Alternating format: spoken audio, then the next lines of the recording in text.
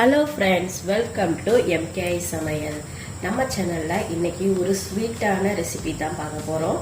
Pumpkin halwa, பரங்கிக்காய் அல்வா தான் நம்ம செய்ய போறோம். அது எப்படி செய்யறதுன்னு பார்க்கலாம் வாங்க.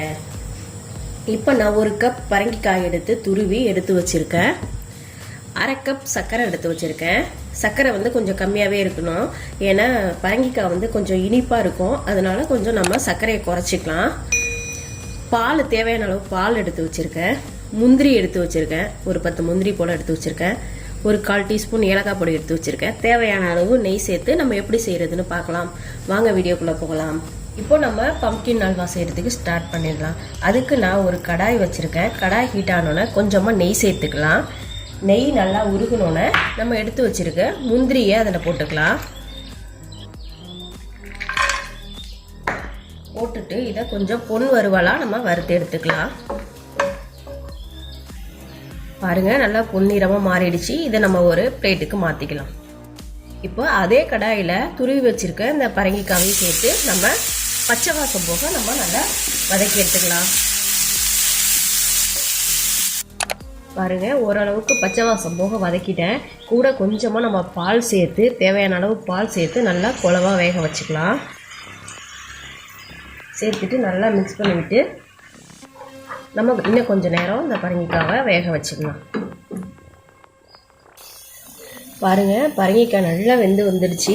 இப்போ நம்ம ஜீனி சேர்த்துக்கலாம். சேர்த்துட்டு நல்லா மிக்ஸ் பண்ணி விட்டுக்கலாம். நம்ம ஜீனி சேர்த்தோன்னே கொஞ்சம் இலகாலா இருக்கும். அது கொஞ்ச நேரம் தண்ணி சுண்டிடுச்சுன்னா சரியாயிடும். இப்பயே நம்ம ஏலக்காய் பொடியும் சேர்த்துக்கலாம். சேர்த்துட்டு இதையும் சேர்த்து நல்லா மிக்ஸ் பண்ணி விட்டுருங்க. நீங்கள் செய்கிறப்ப கொஞ்சம் அதிகமாகவே செய்யுங்க. இப்போ நான் 1/2 கிலோ, ஒரு கப்பு எடுத்துருந்தேன். 1/2 கிலோ. பாருங்கள், நல்லா வெந்தோன்னே கொஞ்சமாக ஆயிடுச்சு. நம்ம பரங்கிக்காய் அல்வாலாம் செய்கிறப்ப கொஞ்சம் நம்ம நிறையாவே துருவிக்கலாம். அப்போ தான் நம்ம வேகிறப்ப கொஞ்சமாக தான் கிடைக்கும் நமக்கு. பாருங்கள், இப்போ தண்ணி எல்லாம் ஓரளவுக்கு சுண்டி வந்துடுச்சு. இப்போ நம்ம கொஞ்சமாக நெய் சேர்த்துக்கலாம். சேர்த்துட்டு நம்ம வறுத்து வச்சுருக்க இந்த முந்திரியையும் சேர்த்துக்கலாம். சேர்த்துட்டு இதை நல்லா மிக்ஸ் பண்ணி விட்டுடலாம்.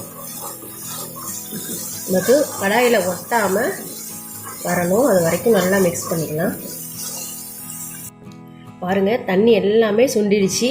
சூப்பராக பரங்கிக்காய் அல்வா ரெடி ஆகிடுச்சு. நான் கலர் எதுவுமே சேர்க்கலை, அப்படியே பரங்கிக்காயோட அந்த கலர் மட்டும்தான். எப்படி சூப்பராக ரெடி ஆகிடுச்சு பாருங்கள். கடாயெல்லாம் ஒட்டவே இல்லை. பாருங்கள், சூப்பராக பரங்கிக்காய் அல்வா ரெடி ஆயிடுச்சு. இது போல் நீங்களும் உங்கள் வீட்டில் செஞ்சு பாருங்கள். செஞ்சு பார்த்துட்டு எப்படி இருக்குன்னு கமெண்ட்ஸில் சொல்லுங்கள்.